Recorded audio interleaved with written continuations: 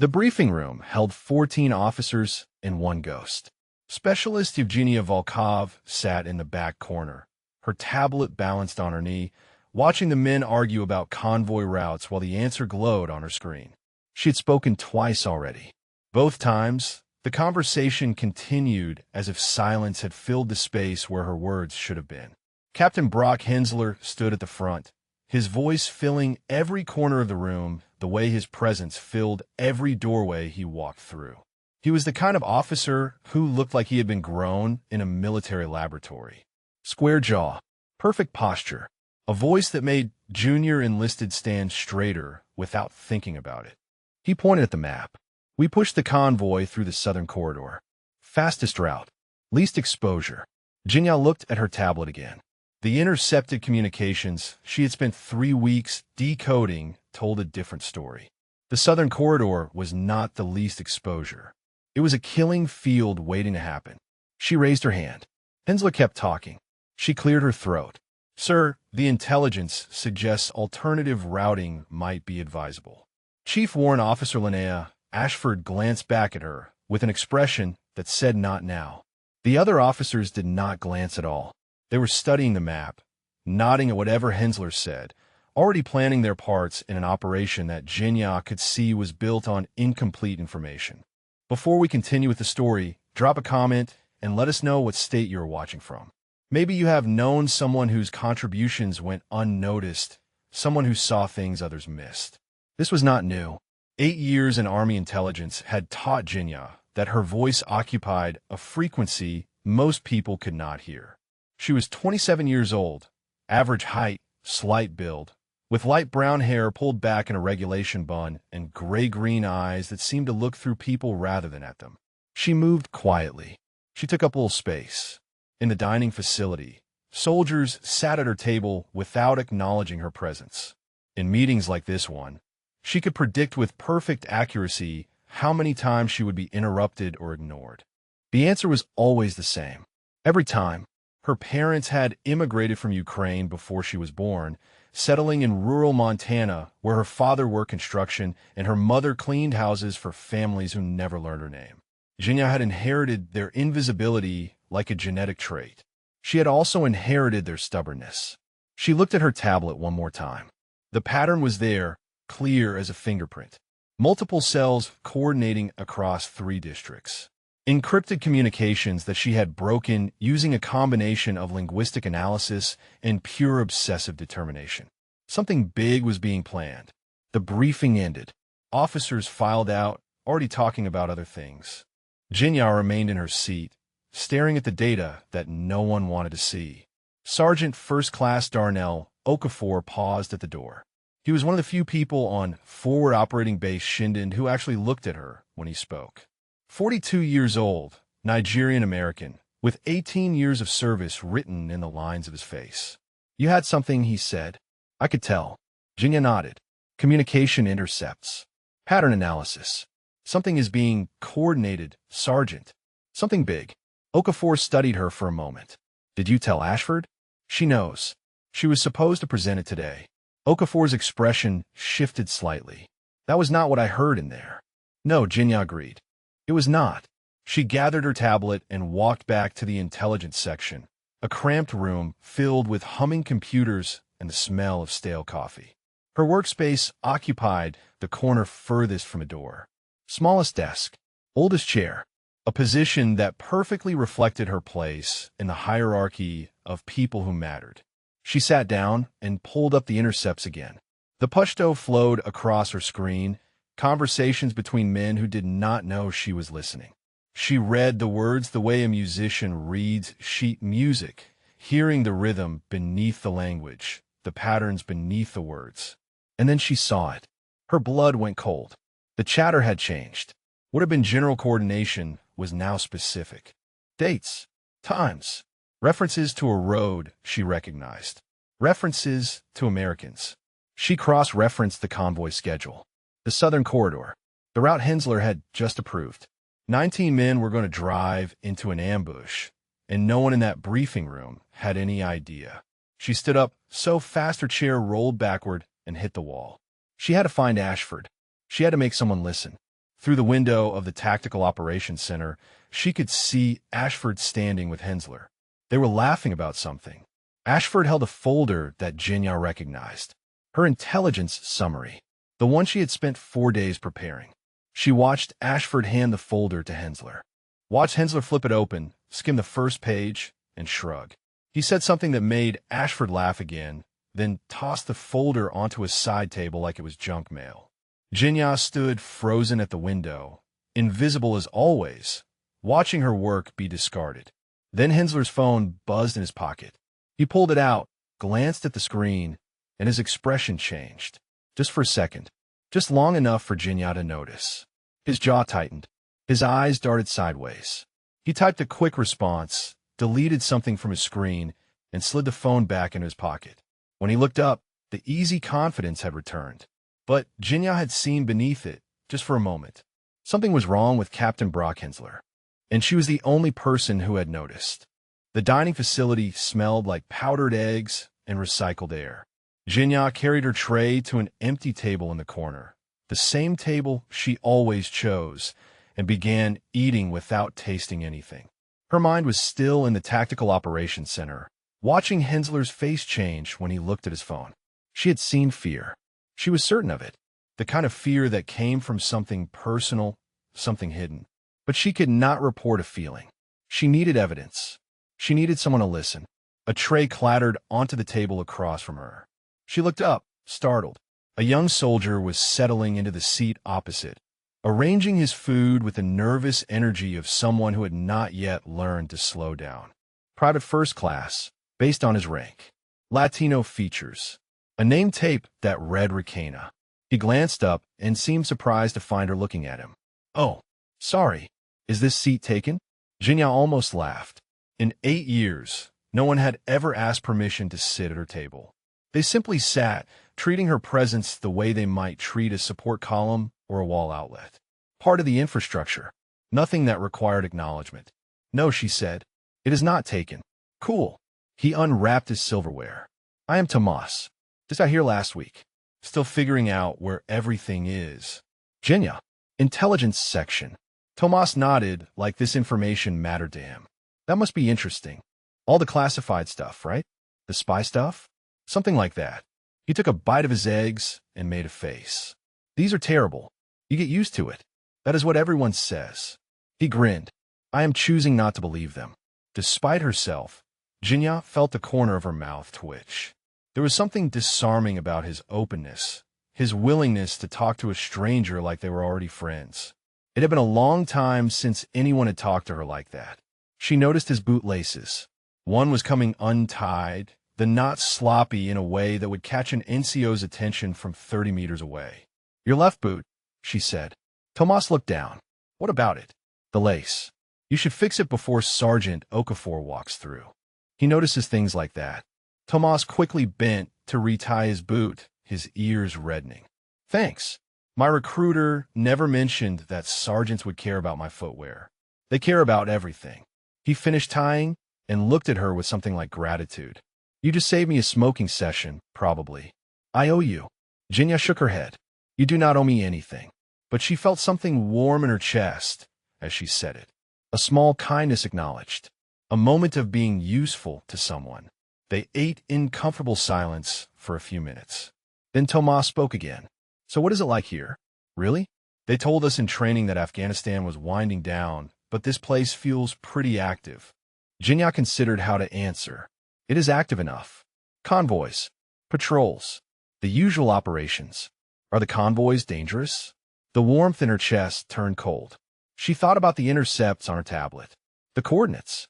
The ambush being planned for 19 men who had no idea what was waiting for them. "They can be," she said carefully. "That is why intelligence matters.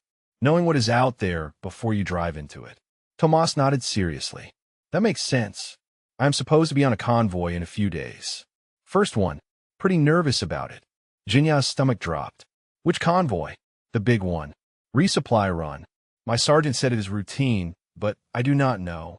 First time for everything, right?" 19 men. Tomas was one of 19. She looked at his young face, his easy smile, and felt something harden inside her. This was not about intelligence reports anymore. This was not about being ignored or dismissed.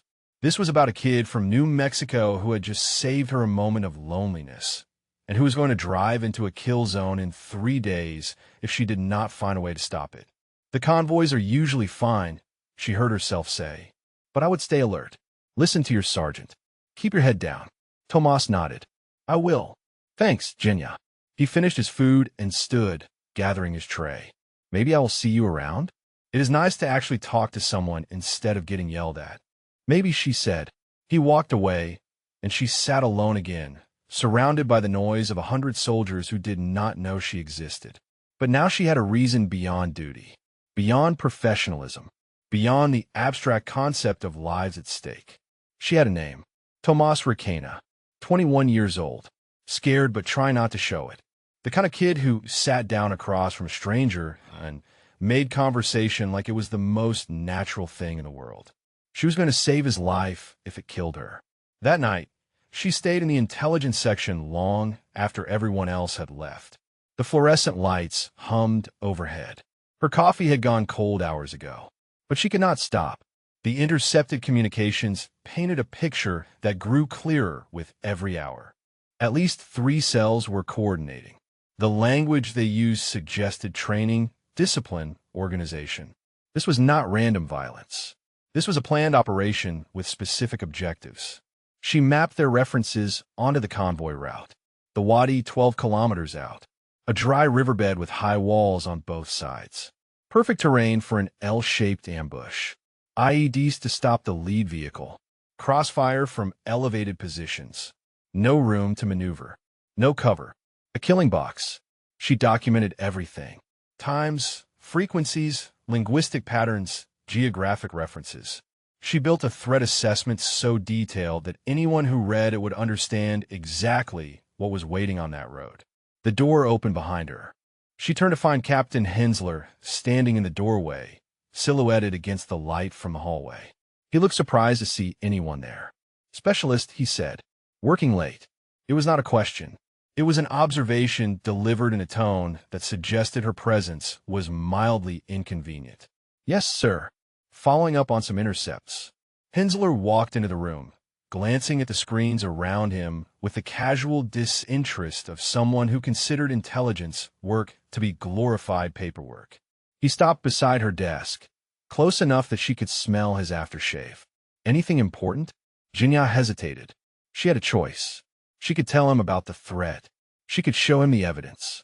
She could try one more time to make someone with authority understand what was coming. Or she could remember the way he had thrown her report in the trash. The way he had laughed with Ashford while 19 men moved one day closer to dying. Routine traffic, she said. Nothing significant. Hensler nodded, already losing interest. Good. Do not stay too late. We need our intelligence puke sharp. He laughed at his own joke and walked out. Genya sat very still until she heard his footsteps fade down the hallway. Then she saved her work, encrypted the files, and made a backup copy that she hid in a folder no one would ever think to check. She was going to need evidence, and she was going to need it soon, because in 2 days, a convoy would roll out of this gate. And if she could not find a way to stop it, Tomas Requena would never see New Mexico again. Sergeant First Class Okafor listened without interrupting.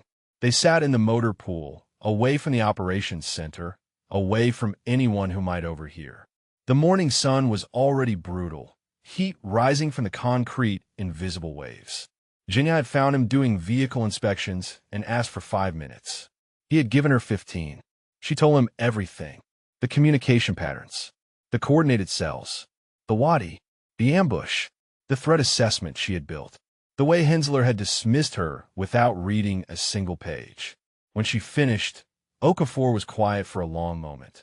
He wiped grease from his hands with a rag, his dark eyes focused on something in the middle distance. You are certain about the intelligence, he said finally.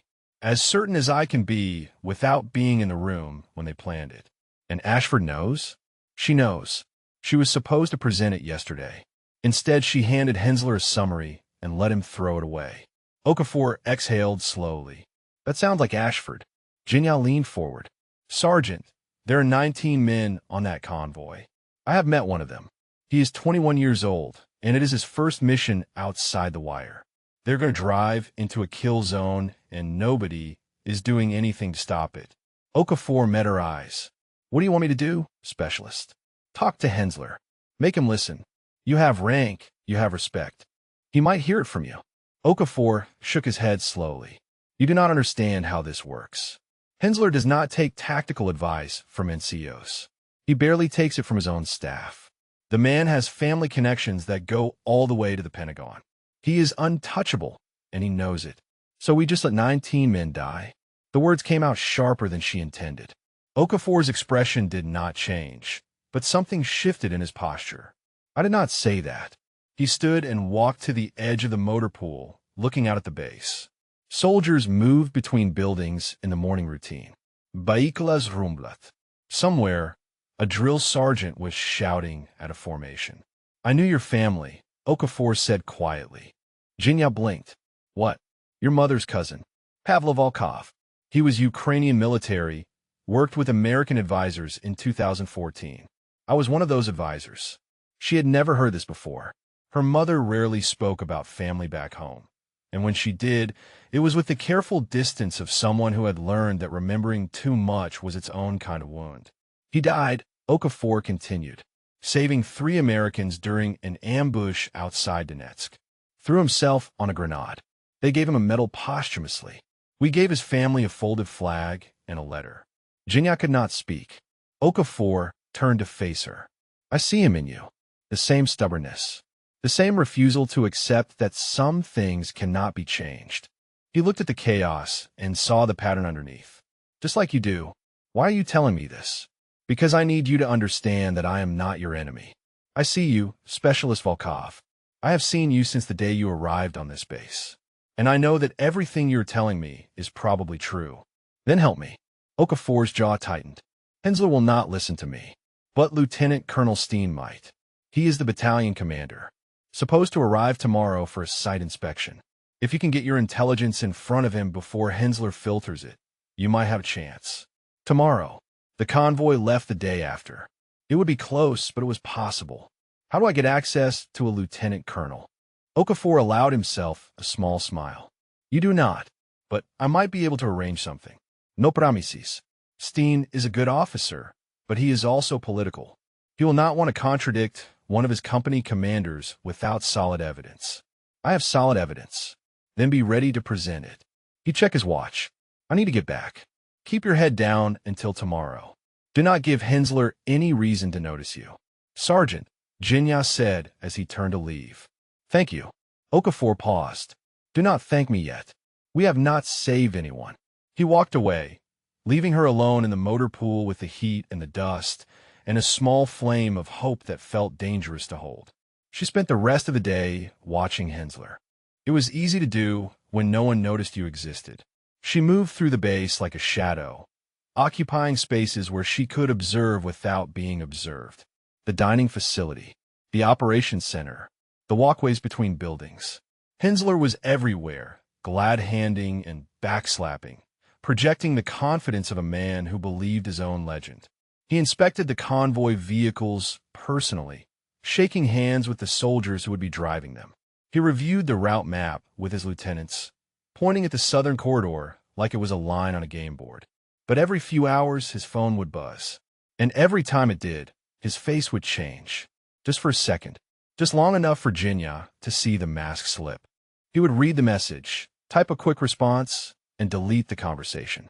Then the smile would return, wider than before, as if compensating for something. By evening, she was certain. Something was wrong with Captain Hensler. Something beyond arrogance, beyond carelessness. He was hiding something. She returned to the intelligence section as the sun began to set. The room was empty except for Chief Warrant Officer Ashford, who was packing up for the night. Ashford glanced at her with the distracted acknowledgement of someone who knew Jinya existed, but considered her roughly as important as the furniture. Volkov, anything new on the intercepts? Jinya considered her options. She could confront Ashford about the buried intelligence. She could demand to know why her work had been dismissed. She could make an enemy of the one officer who was supposed to advocate for her analysis. Or she could wait. 24 hours. Let Okafor work his contacts. Get in front of Steen. Nothing significant, ma'am. Routine traffic. Ashford nodded and headed for the door. Then she paused, reaching into her pocket for her keys. Something fell to the floor. A small piece of paper, folded twice. Ashford did not notice. She was already walking out, her mind on dinner or sleep or whatever officers thought about at the end of a long day. Jinyao waited until the footsteps faded. Then she walked to where the paper had fallen and picked it up. It was a handwritten note. 6 digits. Coordinates. She recognized them immediately. The Wadi. The exact location of the planned ambush. Why did Chief Warrant Officer Ashford have the coordinates of an insurgent ambush site written on a note in her pocket? Jinya stood frozen in the empty room, the paper trembling in her hand, as everything she thought she understood began to collapse. Jinya did not sleep that night. She sat on her bunk in the darkness of her containerized housing unit, turning the folded paper over in her hands. The coordinates glowed in her memory like a brand. She had checked them 3 times against her maps. There was no mistake. Ashford had the exact location of the ambush site. Handwritten, hidden in her pocket like a secret. But what did it mean? Option 1. Ashford was the insider. She was feeding information to the insurgents, and the note was proof of her communication with them. This would explain why she had buried Jinya's intelligence. Not incompetence. Sabotage.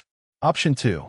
Ashford had discovered the location through her own analysis and was keeping it secret for reasons Jinya could not understand. Maybe she was building a case. Maybe she was afraid to present it. Maybe she was waiting for the right moment. Option 3. Someone had given Ashford the note, and she did not know what it meant. A piece of paper passed along without context, its significance invisible to someone who was not tracking the same patterns Jinya was tracking. None of the options made sense. All of them were terrifying. She thought about going to Okafor, but Okafor was already taking a risk by arranging access to Steen. If she came to him with accusations against a chief warrant officer based on a dropped piece of paper, he would think she was paranoid. Or worse, he would believe her, and the situation would spiral beyond anyone's control. She needed more information.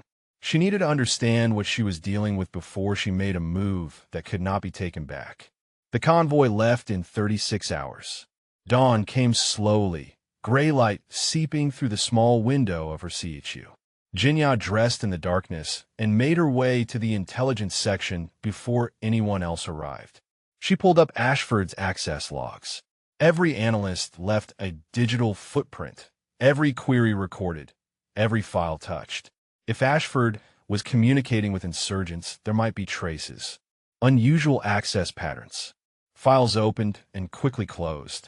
Communications sent through unofficial channels. What she found was worse than nothing.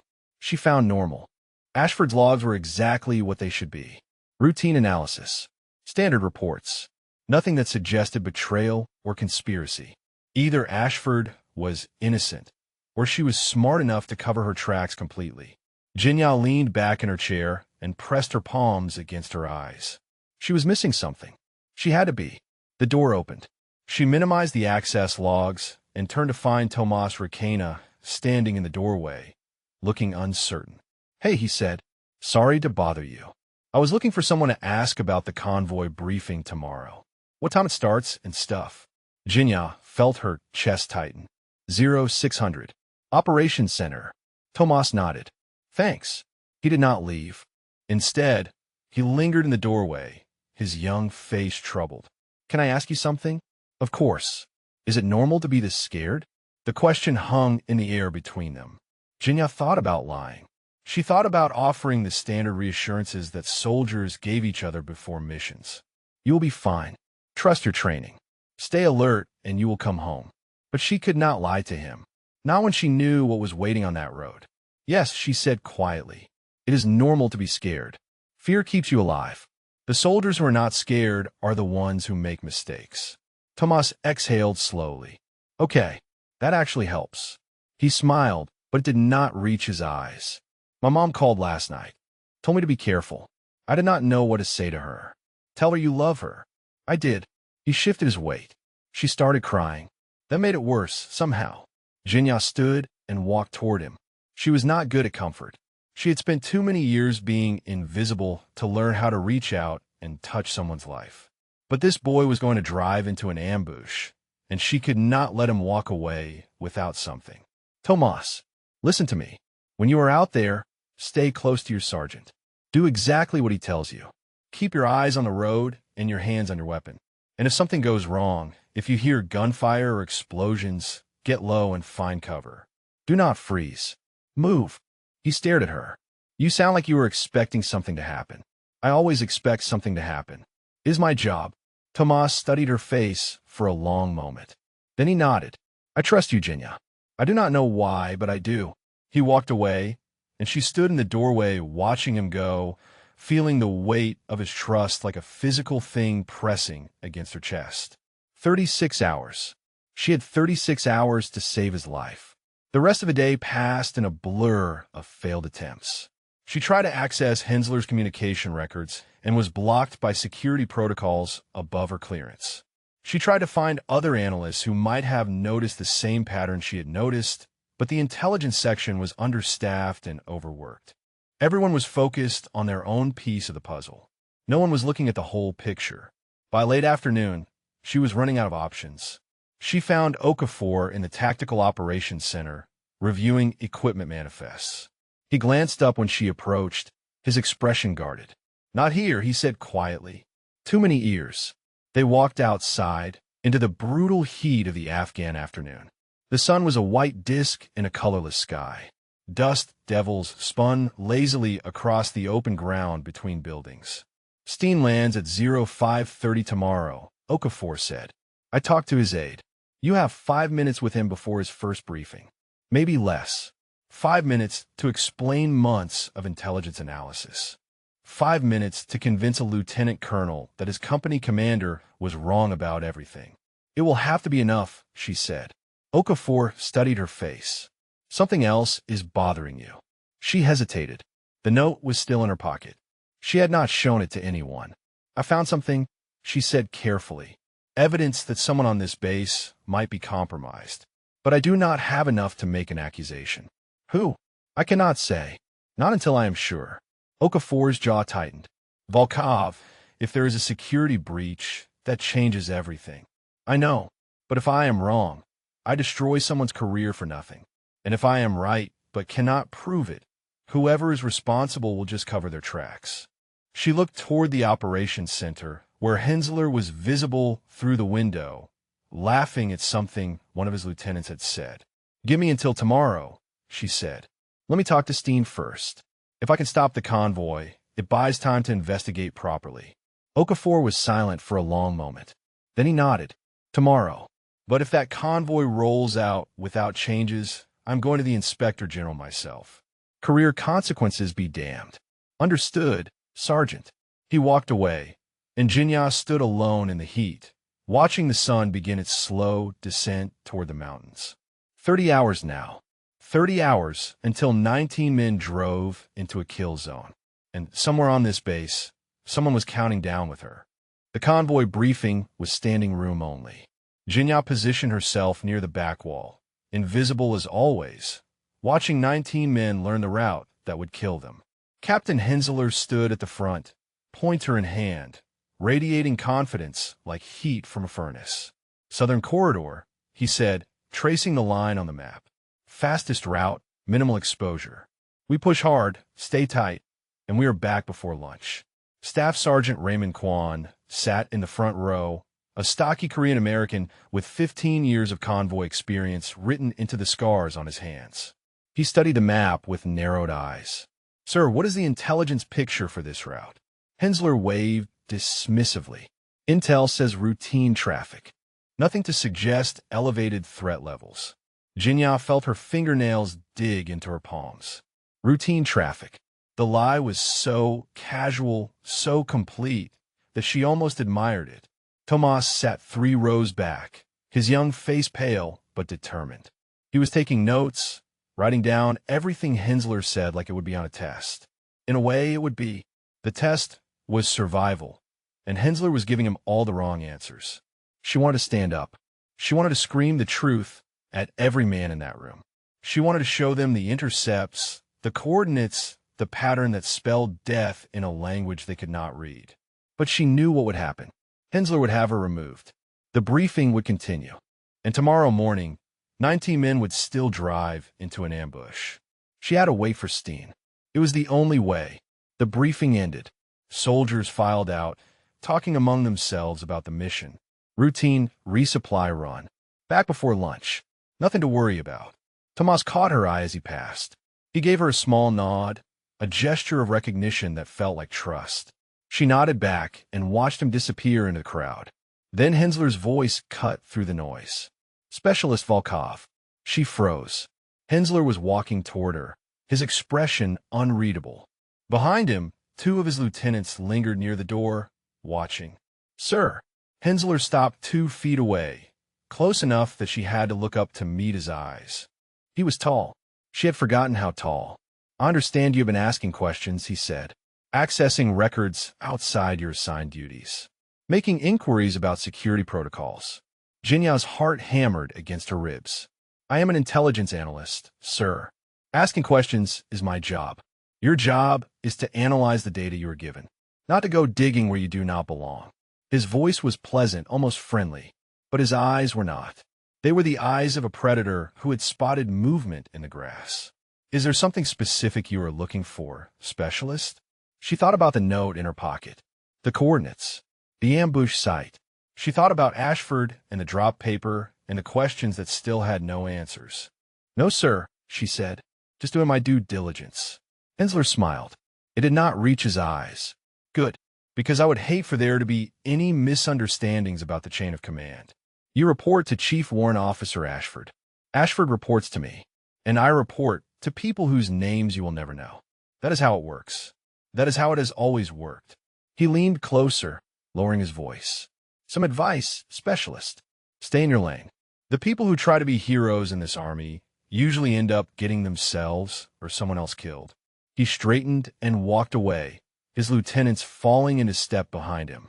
Jinya stood alone in the empty briefing room, her hands shaking. He knew. He had to know.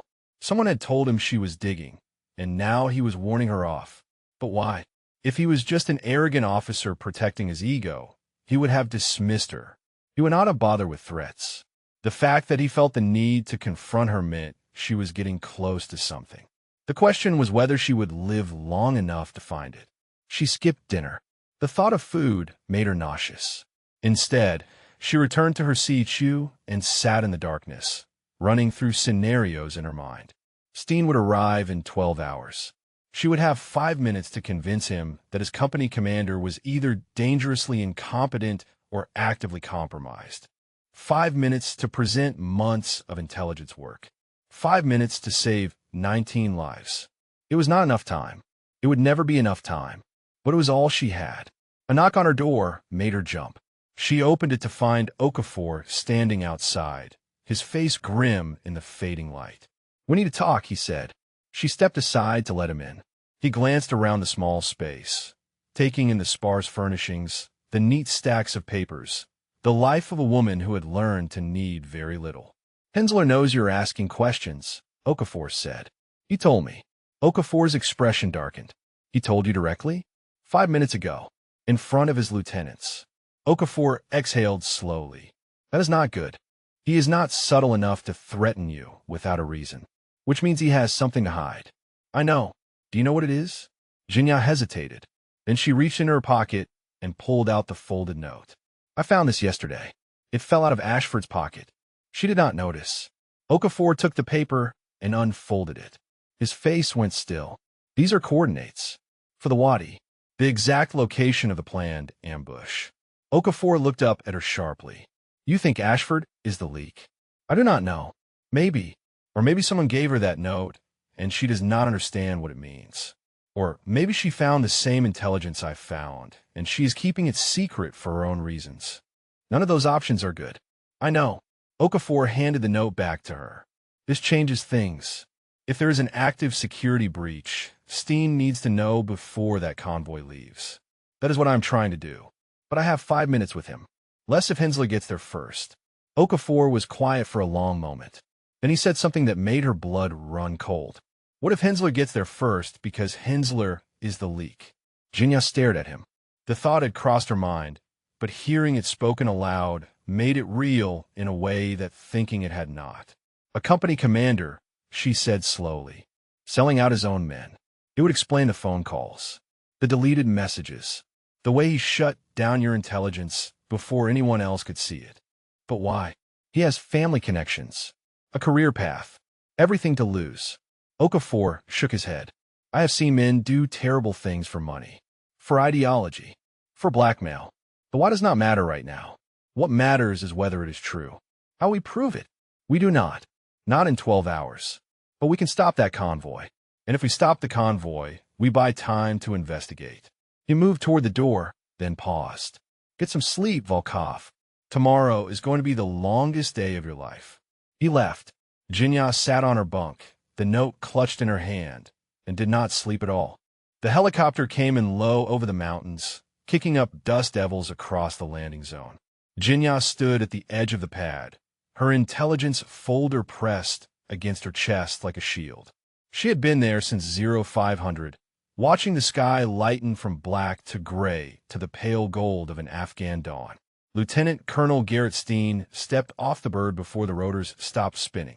He was shorter than she expected, with close-cropped silver hair and the weathered face of a man who had spent decades in places where comfort was a memory.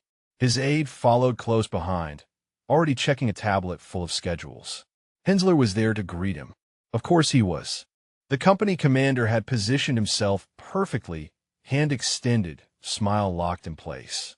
Colonel Steen, welcome to Shindand. We have a full day planned for you, sir. They shook hands. Steen nodded. Good to be here, Captain. Let's get started. They began walking toward the operations center. Jinya felt her window closing. Okafor had promised 5 minutes. She could see those minutes evaporating with every step Hensler took. She moved. Colonel Steen. Sir. Both men stopped. Hensler's face flickered with something dark before settling back into professional neutrality. Steen looked at her with mild curiosity. Specialist? Sir, I am Specialist Volkov. Intelligence section. I have critical threat information regarding the convoy scheduled for this morning. Hensler stepped forward smoothly. Sir, Specialist Volkov is one of our analysts. Very dedicated. But I have already reviewed the intelligence picture for today's mission. We're good to go. Steen's eyes moved between them. He was reading the situation, Jinya realized. Calculating. Deciding. What kind of threat information, Specialist? Sir, I have identified coordinated insurgent activity targeting the convoy route. Communication intercepts indicate a planned ambush at a specific location along the southern corridor. 19 men will drive into a kill zone if this mission proceeds as scheduled. The words came out steady, professional. She had rehearsed them 100 times in the darkness of her CHU. Hensler's smile tightened. Sir, I can assure you this has been thoroughly vetted. Specialist Volkov has a tendency to see patterns that are not there. Enthusiasm is admirable, but we cannot delay operations based on speculation. Steen raised a hand slightly. Both of them fell silent. Specialist, do you have documentation? Yes, sir. She held out the folder. Intercepts, pattern analysis, threat assessment, and recommended countermeasures. Everything is there. Steen took the folder. He did not open it. Instead, he studied her face for a long moment. How long have you been tracking this? 3 weeks, sir. I identified the initial pattern and have been monitoring escalation ever since. I attempted to report through the chain of command, but my analysis was not presented to decision-makers. It was as close as she could come to accusing Hensler without saying it directly. Steen understood. She could see it in his eyes. Captain Hensler, he said slowly, when were you briefed on this intelligence? Hensler's jaw tightened almost imperceptibly. Sir, I received a summary from Chief Warrant Officer Ashford. The assessment did not meet the threshold for mission alteration. And you made that determination personally? Yes, sir. Without consulting battalion intelligence? The silence stretched. Somewhere behind them, the helicopter's engines were winding down. The sound of boots on gravel. The distant bark of a drill sergeant. Sir, Hensler said carefully, I have full confidence in my team's assessment of the operational environment. Steen opened the folder. He scanned the first page, then the second. His expression did not change, but something shifted in his posture. Specialist Volkov, this threat assessment recommends an alternate route. Yes, sir. Northern Corridor adds 40 minutes to the mission, but avoids the identified ambush site entirely. And if the convoy must use the Southern Corridor, the folder includes countermeasures. Modified vehicle spacing, prepositioned QRF, aerial reconnaissance of the Wadi before the convoy enters the kill zone. Steen closed the folder. He looked at Hensler. Captain, hold the convoy. Hensler's composure cracked. Sir, with respect, we cannot delay operations based on unverified intelligence from a specialist with no operational experience. I am not asking for your opinion, Captain. I am giving you an order. Hold the convoy until I have reviewed this material with my own intelligence staff. The words hung in the air like a blade. Hensler's face went through a rapid series of changes. Surprise, anger, calculation, and finally, something that looked almost like fear. Yes, sir, he said quietly. Steen turned to his aide. Give me a secure line to Battalion S2 and find out where Chief Warrant Officer Ashford is. I want her in the TOC in 15 minutes. He looked at Jinya one more time. Specialist Volkov, you are with me. She followed him toward the operations center, her heart pounding so hard she could feel it in her temples. Behind her, she heard Hensler speaking into his radio, his voice clipped and urgent. The convoy was held. She had done it. 19 men would not drive into an ambush this morning. But as she walked, she felt Hensler's eyes on her back, and she knew with absolute certainty that this was not over. She had won a battle. The war was just beginning. Inside the TOC, Steen spread her documents across the table and began reading in earnest. His aide hovered nearby, fielding calls, managing the chaos of a suddenly disrupted schedule. Jinya stood at attention, waiting. At ease, specialist. Steen did not look up from the papers. Tell me about Chief Warrant Officer Ashford. Sir, you said your analysis was not presented to decision-makers. Ashford is your immediate supervisor. Was she aware of this intelligence? Jinya chose her words carefully. Yes, sir. I briefed her personally. She indicated she would elevate it through the chain. But she did not. No, sir. The summary Captain Hensler received was significantly abbreviated. Key details were omitted. Steen's pen stopped moving. Are you suggesting Ashford deliberately suppressed your intelligence? The note was still in Jinya's pocket. The coordinates, the ambush site, evidence that Ashford might be compromised. But might was not proof. And accusations without proof destroy careers. I am suggesting there may have been a breakdown in communication, sir. I cannot speak to intent. Steen looked up at her. His eyes were sharp, assessing. That is a very diplomatic answer, specialist. Before she could respond, the door burst open. Hensler stood in the doorway, his face flushed, his phone clutched in his hand. Sir, we have a problem. Insurgent chatter just spiked across the district. Something is happening. Jinya felt ice crawl down her spine. They know she thought. They know the convoy was held. And now they are adapting. The ambush might have been stopped. But whoever was feeding them information had just told them their plan had failed. And that meant the threat was no longer limited to 19 men on a road. The threat was here, on this base. And it was about to get much worse. The tactical operations center became a hive of controlled chaos. Radio operators called out updates. Officers clustered around screens, showing satellite imagery and communication intercepts. The calm routine of a morning inspection had shattered into something urgent and dangerous. Steen stood at the center of it all, absorbing information, issuing orders. He had the steady presence of a man who had seen worse and survived it. Talk to me, he said. What are we looking at? A signals intelligence officer pulled up a map on the main screen. Sir, we are seeing coordinated traffic across at least 5 cells. They're using code phrases we have not heard before. Something about a change of plans. Jinya watched from the edge of the room, invisible again. But this time she did not mind. She was listening, processing, fitting pieces together. The insurgents had expected the convoy to leave at 0700. They had positioned their ambush. They had counted their kills before they made them. And then something had changed. Someone had told them the convoy was held. She looked at Hensler. He stood near the door, phone in hand, his face a mask of professional concern. But his eyes kept darting to the screen, to Steen, to the door. The eyes of a trapped animal calculating escape routes. "Sir." Jinya stepped forward. "Permission to speak." Steen glanced at her. "Go ahead, specialist." The chatter spike happened within minutes of the convoy being held. That information was not broadcast. It was contained within this operations center. The implication landed like a grenade. Officers exchanged glances. The signal's intelligence operator stopped typing. Steen's expression did not change. "Continue. Whoever is feeding information to the insurgents is not just aware of our operations. They have real-time access. They knew the convoy was stopped almost as soon as you gave the order." The room went silent. Every eye turned to Jinya, the ghost who had suddenly become visible. Hensler stepped forward. "Sir, this is speculation. Specialist Volkov has been making accusations without evidence for days. She has seen conspiracies where there are none." "Then explain the timing, Captain." Jinya kept her voice steady. "Explain how insurgent cells across the district knew about a decision made in this room less than an hour ago." Hensler's jaw tightened. "There are 100 ways information can leak. Local nationals on base. Intercepted communications. Surveillance we are not aware of. All of which would take time. This happened in minutes." Steen raised a hand. "Enough." He looked at Hensler.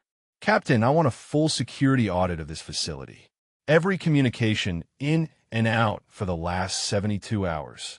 Every personnel movement. Everything." "Sir, that will take days." "Then you had better get started." Hensler's mask slipped for just a moment. Something dark flickered behind his eyes. Then he nodded stiffly and walked out. Jinya watched him go. She knew she had just made an enemy. A dangerous one, but she also knew she was right. Steen turned to her. "Specialist, walk with me." They stepped outside into the harsh morning light. The base hummed with activity, soldiers moving between buildings, unaware of the storm gathering in the operations center. "You believe Captain Hensler is the leak," Steen said. It was not a question. "I believe the evidence points in that direction, sir." "What evidence?" Jinya hesitated. Then she pulled the folded note from her pocket. "I found this yesterday." It fell from Chief Warrant Officer Ashford's pocket. She did not notice. Steen took the paper and unfolded it. His face went still. "These are coordinates. For the Wadi. The exact location of the planned ambush." "And you believe Ashford is involved?" "I do not know, sir. She may be compromised. She may have received this from someone else without understanding what it means. Or she may have discovered the same intelligence I discovered and kept it hidden for reasons I cannot explain." Steen studied the note for a long moment. Then he looked at her. "You have been carrying this for 24 hours. Why did you not bring it to me immediately?" "Because I did not know who to trust, sir. And because an accusation without proof destroys careers. I needed to be certain." Steen folded the note and put it in his own pocket. "You did the right thing, specialist. Caution is not cowardice." He looked toward the operations center. "I'm going to bring Ashford in for questioning. And I'm going to have Hensler's communications pulled whether he likes it or not. But I need you to understand something. Sir, if there is a traitor on this base, they know you are the one who exposed them. Whatever happens next, you need to be careful. Stay visible. Stay around other soldiers. Do not go anywhere alone." Jinya nodded. She had already thought about this. The invisible woman had made herself a target by becoming seen. "I understand, sir." Steen started to walk away, then paused. "Specialist Volkov, how long have you been in the Army?" 8 years, sir. And in all that time, has anyone ever told you that you are exceptional at your job?" The question caught her off guard. She thought about the years of being overlooked, the reports that were ignored, the briefings where she was talked over, the slow erosion of believing that her work mattered. "No, sir," she said quietly. "I do not think anyone has." Steen nodded. "Then let me be the first. What you did today may have saved 19 lives. Do not let anyone make you forget that." He walked away, leaving her standing in the dust and the light. She found Tomas in the motor pool, sitting on the bumper of a vehicle that should have been rolling toward an ambush. He looked up when she approached, his face a mixture of confusion and relief. "They held the convoy," he said. "No one will tell us why." Jinya sat down beside him. The metal was warm from the sun. "There was a threat," she said. "It is being handled." Tomas studied her face. "You did this, did you not? You stopped it." She did not answer. She did not have to. Tomas exhaled slowly. "I called my mom this morning. Told her I loved her, like you said." She cried again. He paused. "I'm glad I made that call." "Me too." They sat in silence for a moment. Two soldiers on a base that suddenly felt more dangerous than the world outside its walls. "Jinya," Tomas said quietly, "whatever happens next, I want you to know something." "What?" He looked at her with eyes that were older than they had been 3 days ago. "I see you. I do not know if anyone else does, but I do." Jinya felt something crack inside her chest. A wall she had built over 8 years. A defense against the pain of being invisible. "Thank you," she whispered. It was not enough. It would never be enough. But in that moment, it was everything. The sun had passed its peak when everything changed. Jinya was in the intelligence section, updating her analysis with the new intercepts, when Okafor appeared in the doorway. His face told her something was wrong before he spoke. "Ashford is gone," he said. "Gone?" She was supposed to report to the TOC for questioning 30 minutes ago. "No one can find her." Jinya stood slowly. "Her CHU? Empty. Personal effects still there, but no sign of her." The implications cascaded through her mind. Ashford had run, which meant Ashford was guilty, which meant the note in Steen's pocket was not an accident or a misunderstanding, which meant there was still a traitor on this base, and that traitor knew they were being hunted. What about Hensler? Confined to quarters pending the security audit. Steen has 2 MPs outside his door. That was something, but Ashford was the more immediate threat now. She had the knowledge, the access, the connections. Where'd she go? Okafor shook his head. On foot, she cannot get far. But if she has help from outside the wire, she could disappear into the local population within hours. We need to alert the perimeter posts. Already done. Steen has locked down the base. No one in or out without his personal authorization. Jinya grabbed her tablet and pulled up the base schematic. If Ashford was trying to escape, she would need to avoid the main gates. That left the service entrances, the supply depot, the motor pool. The motor pool. She looked at Okafor. "Tomas, what about him?" "He is in the motor pool. If Ashford is trying to steal a vehicle, she might go through there." Okafor's expression hardened. "Let us move." They ran. The base was a maze of containerized units and prefabricated buildings, all of it baking under the Afghan sun. Soldiers moved in clusters, alert but uncertain, aware that something was happening without knowing what. Jinya's boots pounded against the packed earth. Her lungs burned. She had spent 8 years behind a desk, analyzing threats from a distance. Now she was running toward one. They rounded the corner to the motor pool and stopped. Ashford stood beside a Humvee, the driver's door open. She had a pistol in her hand, and she had Tomas. The young private was on his knees, hands behind his head, eyes wide with terror. Ashford had the gun pressed to the back of his skull. "Stay back." Ashford's voice was steady, almost calm. "I am leaving. You're going to let me." Okafor raised his hand slowly. "Chief, think about what you are doing." "I have thought about it. I have had plenty of time to think." Ashford's eyes flicked to Jinya. "You, the invisible girl. You cannot just stay in your corner, could you? Could not just keep your head down like everyone else." "I was doing my job." "Your job?" Ashford laughed bitterly. "Your job was to analyze data and submit reports. Not to play detective. Not to destroy everything I built.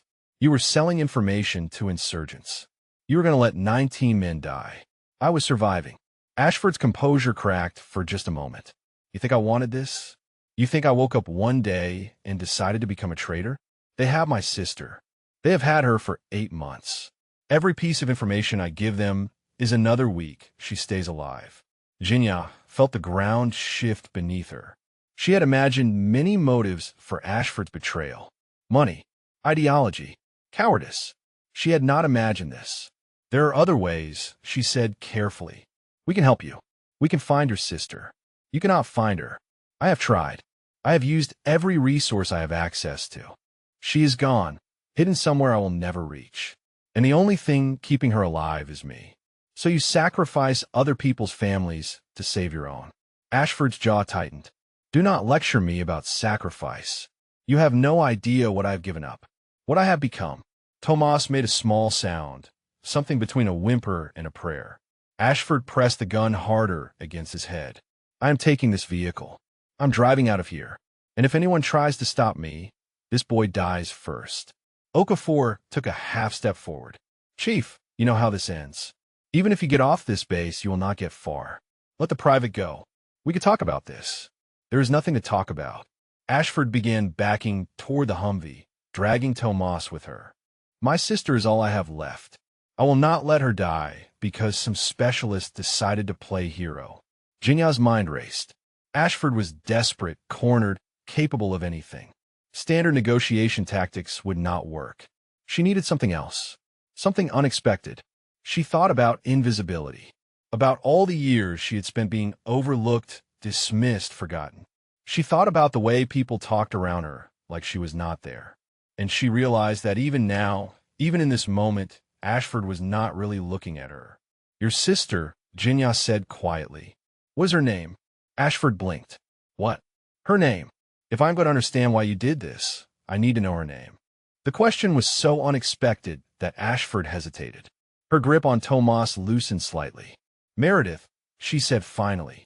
Her name is Meredith. How old is she? 34. She was a contractor. Medical support.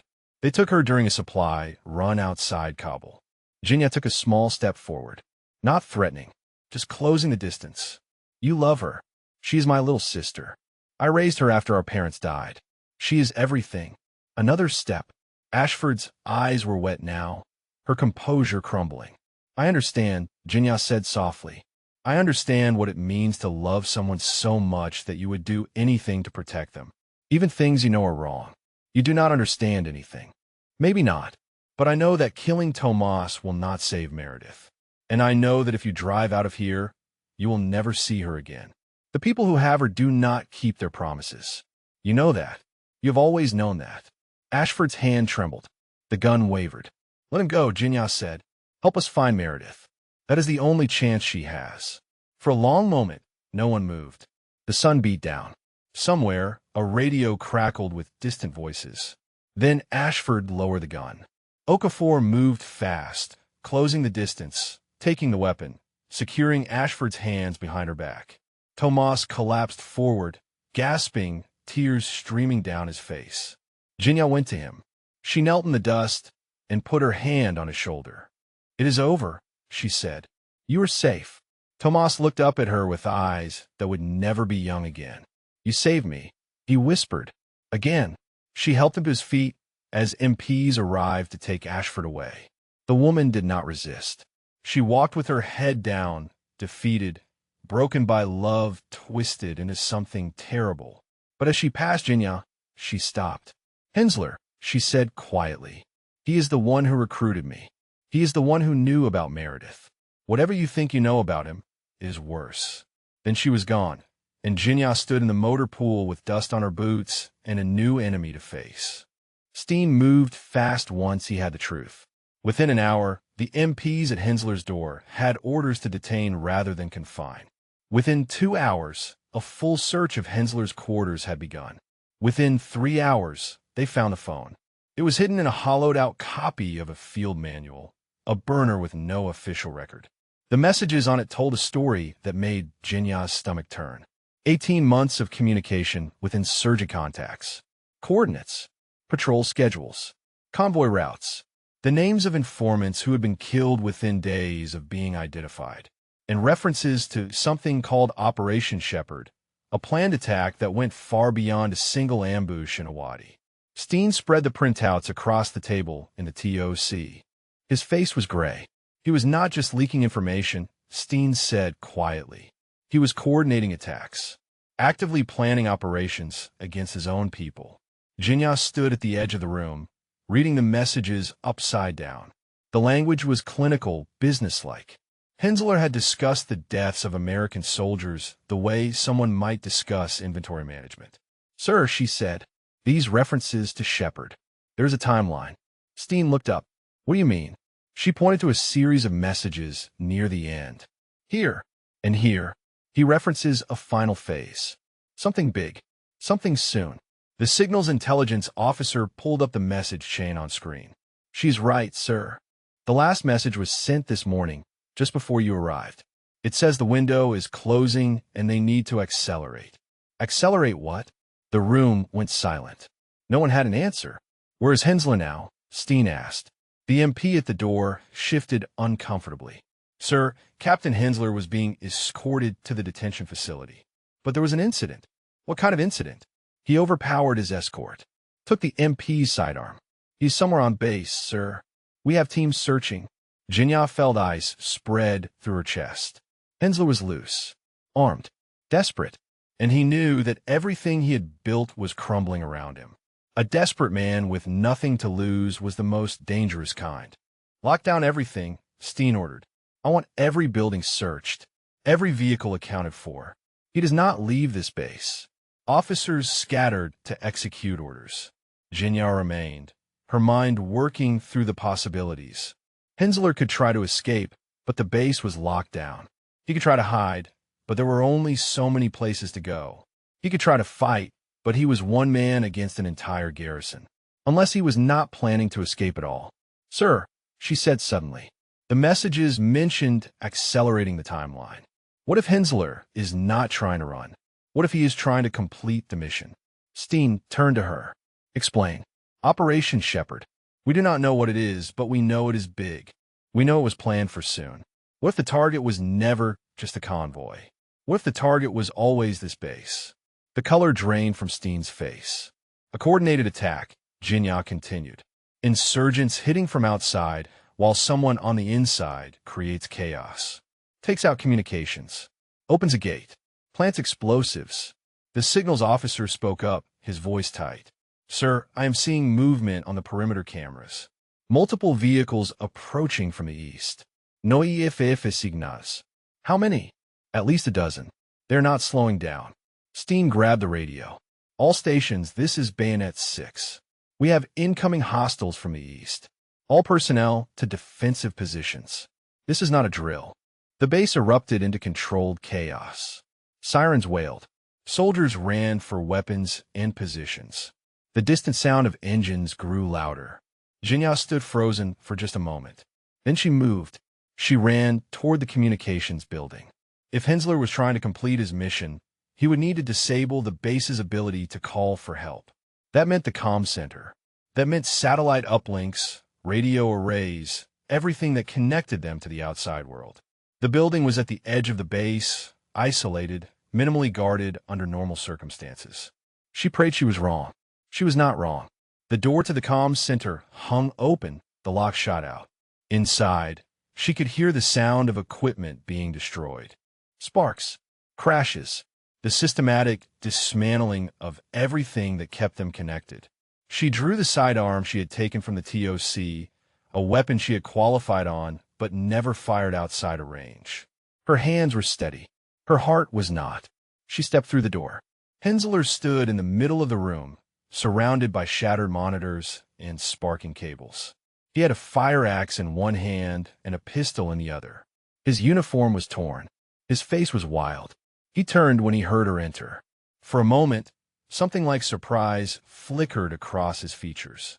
"The Invisible Girl," he said, "should have known you would be the one to find me. Step away from the equipment, Captain." Hensler laughed. It was not a sane sound. "Captain, I'm not a captain anymore, am I? I'm not anything anymore. Thanks to you. You did this to yourself." "Did I?" He gestured with the axe at the ruined equipment around him. "I did what I had to do. The Army was never going to give me what I deserved. The promotions, the recognition, 15 years of service, and they were going to pass me over again. Do you know what that feels like? So you sold out your own soldiers for a promotion?" "I sold out soldiers who would have been dead anyway." Hensler's voice turned cold. "You think this war matters? You think any of us matter? We are pawns, pieces on a board. The only difference is I decided to play for the winning side." Gunfire erupted somewhere outside. The attack had begun. Hensler smiled. Too late. Even if you stop me, they're already inside. Operation Shepherd is happening. By morning, this base will be a graveyard. He raised his pistol. Jinya fired first.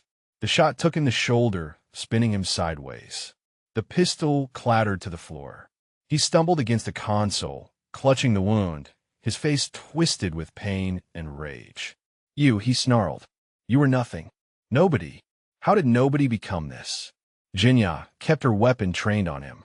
Because nobody was watching me, she said. And I was watching everyone. She heard boots behind her. Okafor burst through the door with a squad of soldiers. They swarmed Hensler, forcing him to the ground, securing his hands. Okafor looked at Jinya, then at the smoking gun in her hand. You good? She nodded slowly. The adrenaline was fading, leaving something cold and shaky in its place. The comm center, she said. He destroyed most of it. We need to get a signal out. Okafor barked orders. Soldiers began assessing the damage, looking for anything salvageable. Outside, the battle raged. But inside, something had shifted. Hensler lay on the floor, bleeding and beaten. He looked up at Jinya, with hatred in his eyes. This is not over, he said. She knelt down, so he could see her face clearly. Yes, she said quietly. It is. Then she stood and walked out into the chaos, ready to help save what was left of the base she had already saved once before. The battle for forward operating base Shinden lasted 4 hours. Jinya spent most of it in the damaged communications center, working alongside technicians to restore any signal they could. Her hands moved across circuits and cables she barely understood, following instructions, holding flashlights, doing whatever was needed. Outside, the sounds of war created a symphony of chaos. The crack of rifle fire, the thump of mortars, the roar of vehicle-mounted weapons. Occasionally, the ground shook from something larger. She tried not to think about who might be dying while she spliced wires.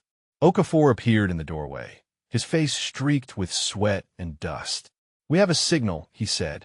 Weak, but it is there. The lead technician nodded. Satellite uplink is partially restored. We can reach battalion.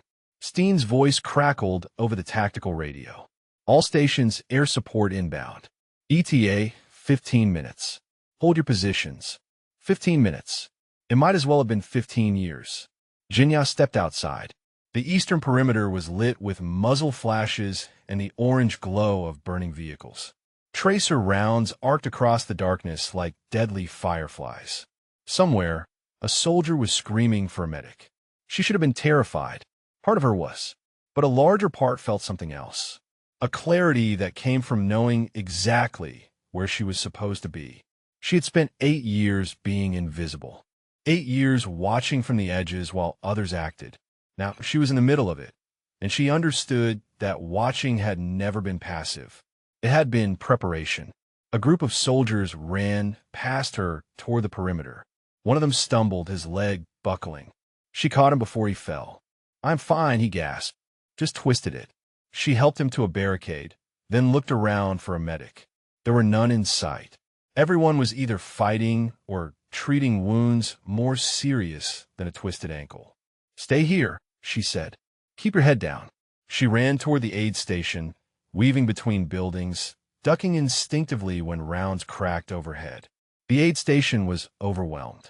Wounded soldiers lined the walls. Medics moved between them with the focused urgency of people who knew they could not save everyone. She found a medic and pointed toward the barricade. Soldier with a leg injury. Not critical, but he cannot walk. The medic nodded and grabbed a stretcher. Jinya helped carry it back. They loaded the wounded soldier and brought him to safety. Then she went back out, and she did it again and again. She was not a combat soldier. She was not trained for this, but she could carry. She could bandage. She could hold a hand and tell a frightened 19-year-old that he was going to be okay, even when she was not sure it was true. She found Tomas at the southern barricade, firing at shadows beyond the wire. His face was pale but determined. Jinya, he said when he saw her. What are you doing here? Helping. You should be in the bunker. So should you. He almost smiled. Then his expression changed. Behind you. She turned. An insurgent had breached the wire, slipping through a gap in the defenses. He was 20 meters away and closing fast. Time slowed. She saw the weapon in his hands, saw his eyes, dark and focused, saw the trajectory that would bring him to their position in seconds. She raised her sidearm and fired. The shot went wide. The insurgent kept coming. She fired again. This time he stumbled, clutching his chest. He fell 3 meters from the barricade. Tomas stared at her. "You just saved my life." Again. Stop keeping count. The helicopters arrived 11 minutes later. Apache gunships swept across the battlefield, their cannons tearing through the insurgent vehicles like paper. The attack broke within minutes. Those who could flee did. Those who could not were captured or killed. By dawn, it was over. Jinya sat on an ammunition crate near the aid station, watching the sun rise over a base that had nearly become a graveyard. Her hands were shaking. She could not make them stop. Okafor found her there. He sat down beside her without speaking. They watched the sky turn from gray to gold in silence. Finally, he said, "Casualty report came in. 12 wounded. 3 critical. No fatalities." Jinya closed her eyes. No fatalities. After everything, no one had died. The QRF found an insurgent command post 2 kilometers out. Okafor continued. They captured the cell leader, the same one who has been coordinating attacks across the province for 2 years. The one for my intercepts. The same. Okafor paused. They also found something else. A woman. Afghan national. But she was not local. She had been held prisoner there for months. Jinya looked at him. Meredith? Okafor nodded. Ashford's sister. Malnourished, traumatized, but alive. The insurgents were using her as leverage. So Ashford was telling the truth. About that part, yes. It does not excuse what she did, but explains it. Jinya thought about Ashford being led away in handcuffs. The broken woman who had betrayed her country to save someone she loved. There would be a court-martial. There would be consequences. But maybe, somewhere in the process, there would also be mercy. What happens now, she asked. Now. Okafor stood and stretched. Now you get some sleep. And then, when you wake up, you accept the fact that you are a hero whether you like it or not. I'm not a hero. Okafor looked down at her with something like affection. Volkov, you identified a threat that everyone else missed. You stopped a convoy from driving into an ambush. You talked down a hostage situation. You shot the traitor who was trying to destroy our communications. And you spent 4 hours running through a firefight, pulling wounded soldiers to safety. He shook his head. If that is not a hero, I do not know what is. He walked away, leaving her alone with the sunrise and the weight of everything that had happened. She thought about the word. Hero. It did not feel right. Heroes were people who charged into battle, who led from the front, who commanded attention and respect. She had spent her whole life being invisible. But maybe, she thought, there was more than one way to save people. Maybe watching was its own kind of courage. Maybe noticing things that others missed was its own kind of strength. Maybe being invisible had made her exactly what the army needed, even if it took them 8 years to see it. She watched the sun climb higher and let herself believe, for the first time, that she mattered. 3 days after the battle, Lieutenant Colonel Steen called her into his office. The base was still recovering. Damaged buildings were being repaired. Wounded soldiers were being evacuated to better facilities. The perimeter had been reinforced with additional barriers and surveillance equipment. Life was returning to something like normal, though normal would never mean the same thing again. Jinya stood at attention in front of Steen's desk, her uniform pressed, her boots polished, her heart beating faster than she wanted to admit. At ease, specialist. Steen gestured to a chair. Seat. She sat. The chair was uncomfortable. Everything about this moment was uncomfortable. Steen studied her for a long moment before speaking. Do you know why I asked you here? No, sir. He leaned back. I have spent the last 3 days reviewing everything that happened. The intelligence failures, the security breaches, the attack itself, and every single thread leads back to one person. Jinya braced herself. She had done things outside her authority. Accessed records she should not have accessed. Made accusations without proper evidence. Fired a weapon at a superior officer. Any one of those could end her career. You, Steen said. Every thread leads back to you. Sir, I can explain. Steen held up a hand. I'm not finished. He pulled a folder from his desk and opened it. 3 weeks ago, you identified a pattern in insurgent communications that no one else saw.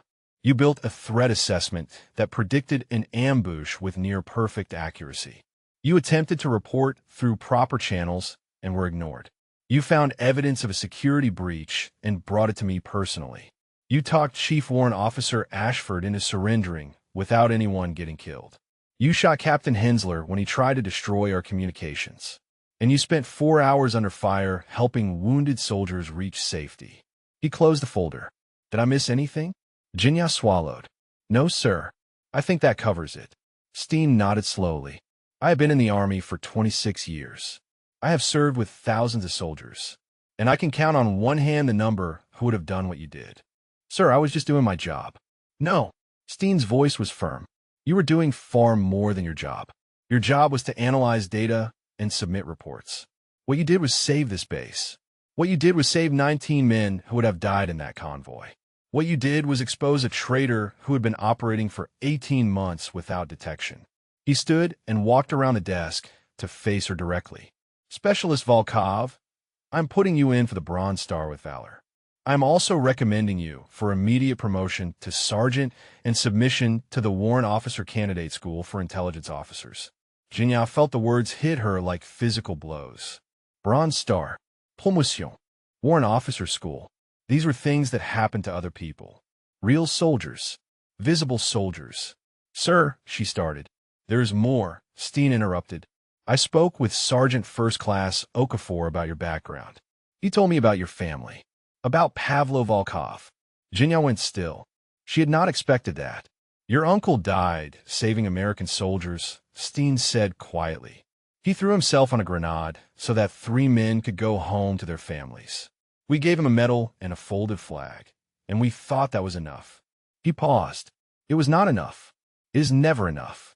But what I can do is make sure that his niece gets the recognition she deserves. The recognition he would have wanted for her. Jinya's vision blurred. She blinked hard, forcing the tears back. She was a soldier. Soldiers did not cry in front of colonels. Thank you, sir, she managed. Do not thank me. You earned this. Every bit of it. A knock at the door interrupted them.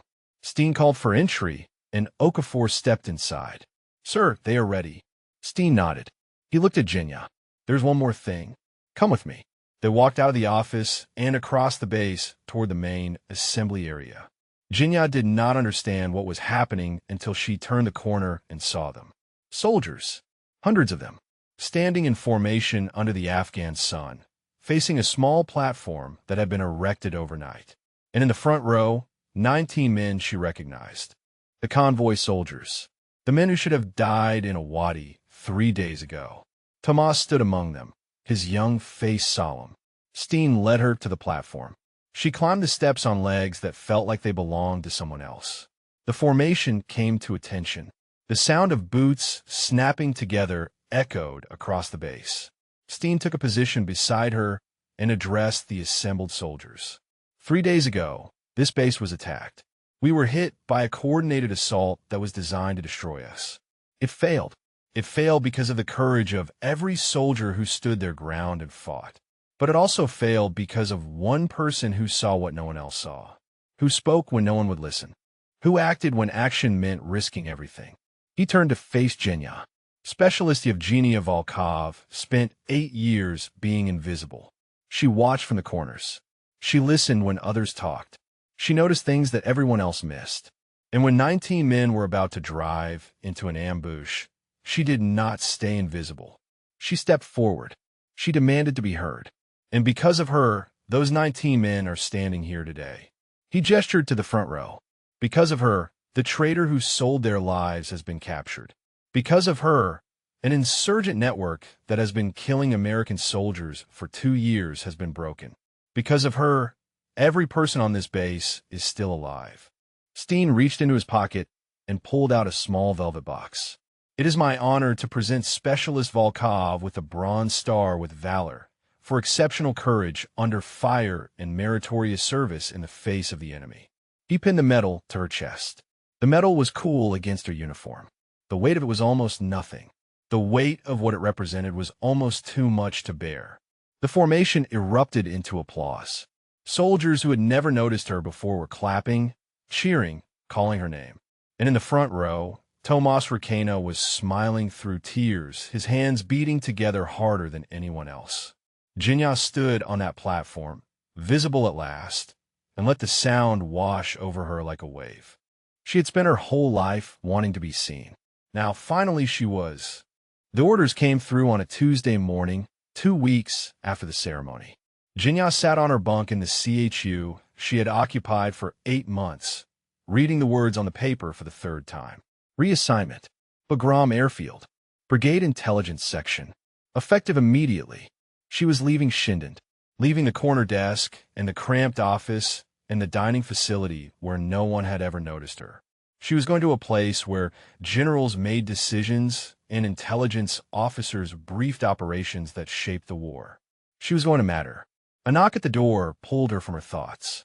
She opened it to find Tomas standing outside, his hands shoved in his pockets, his expression somewhere between happy and sad. "Heard you were leaving," he said. "Word travels fast. It is a small base." He shifted his weight. "Can I come in?" She stepped aside. He entered and looked around at the packed duffel bags, the bare walls, the stripped bunk. The room looked the same as it had when she arrived, as if she had never been there at all. "Weird," Tomas said, "seeing it empty like this. I did not have much to begin with." He nodded slowly. Then he reached into his pocket and pulled out a small object. It was a coin, a challenge coin, the kind soldiers exchanged as tokens of respect and shared experience. "My grandfather gave this to me when I enlisted," he said. "He was Army too. Corel. He told me to give it to someone who saved my life." "Tomas, I cannot take that." "You can." He pressed the coin into her hand. "You saved my life 3 times, Jinya. Once when you stopped the convoy. Once when you talked down Ashford. Once when you shot that guy coming through the wire. This coin belongs to you now." The metal was warm from his pocket. She looked down at it, at the worn edges and faded insignia, and felt something tighten in her chest. "Thank you," she said quietly. "Thank you for seeing me when I was just a scared kid who did not know anything. For warning me about my bootlaces." He laughed softly. "That seems like a million years ago. It was 4 days ago. Like I said, a million years." They stood in silence for a moment. Then Tomas straightened, squaring his shoulders the way he had learned in basic training. "I'm going to be okay," he said. "Because of you. Whatever happens next, wherever I go, I'm going to remember that someone cared enough to save my life. That matters. You matter." Jinya did not trust herself to speak. She nodded instead.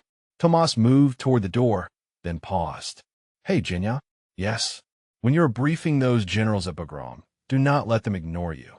Make them listen. You are too important to be invisible anymore." He smiled one last time and walked out into the sunlight. Jinya stood alone in the empty room, holding a coin that represented everything she had never believed she deserved. The helicopter pad was crowded with soldiers waiting for transport. Jinya stood at the edge, her duffel at her feet, watching the mountains shimmer in the afternoon heat. Okafor found her there. He was carrying 2 cups of coffee, the terrible instant kind that tasted like burnt cardboard. He handed her one. "Last cup of Shindand's finest," he said. "I will miss it." "No, you will not." She almost smiled. "No, I will not." They drank in silence, watching the sky for the helicopter that would take her away. "I put in for a transfer," Okafor said eventually. "Bagram. Intelligence liaison position. Figured you might need someone watching your back. You did not have to do that. I know, but I've been doing this job for 18 years, and I have never seen anyone with your instincts. Whatever you become, I want to be there to see it. What if I fail?"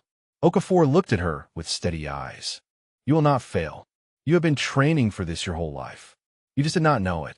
The helicopter appeared over the ridge, a black dot growing larger against the pale sky. It circled once and began its descent. "Volkov," Okafor said, "before you go, there is something I never told you." "What?" "That first day you arrived on base. 8 months ago. I noticed you." She looked at him. "What do you mean?"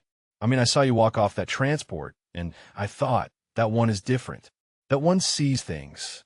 I have been watching you ever since, waiting for you to figure out what the rest of us already knew. Which is, that invisible is not the same as unimportant. That the people who watch from the edges are the ones who understand the whole picture. That sometimes the most powerful person in the room is the one nobody notices. The helicopter touched down. The rotor wash kicked up dust and debris. Soldiers began moving toward it, loading gear, climbing aboard. Okafor extended his hand.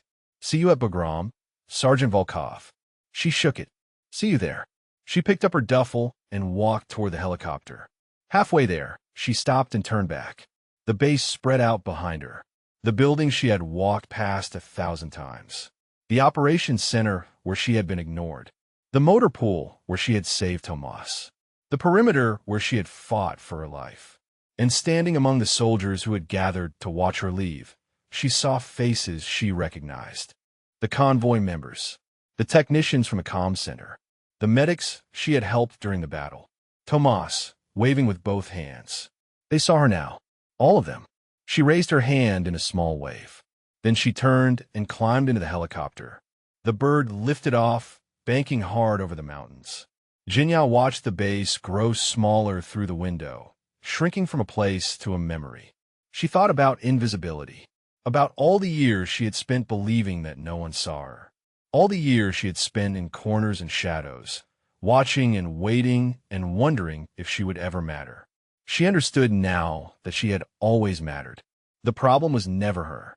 The problem was a world that did not know how to see what she had to offer. That world was changing. She was changing it. The helicopter climbed higher, leaving Shinden behind. Ahead, somewhere beyond the mountains, Bagram waited. Generals waited. A future she had never imagined waited.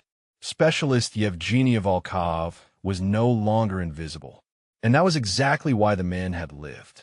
If this story moved you, drop a comment about what resonated most with you, or share if you have known someone whose quiet contributions saved others.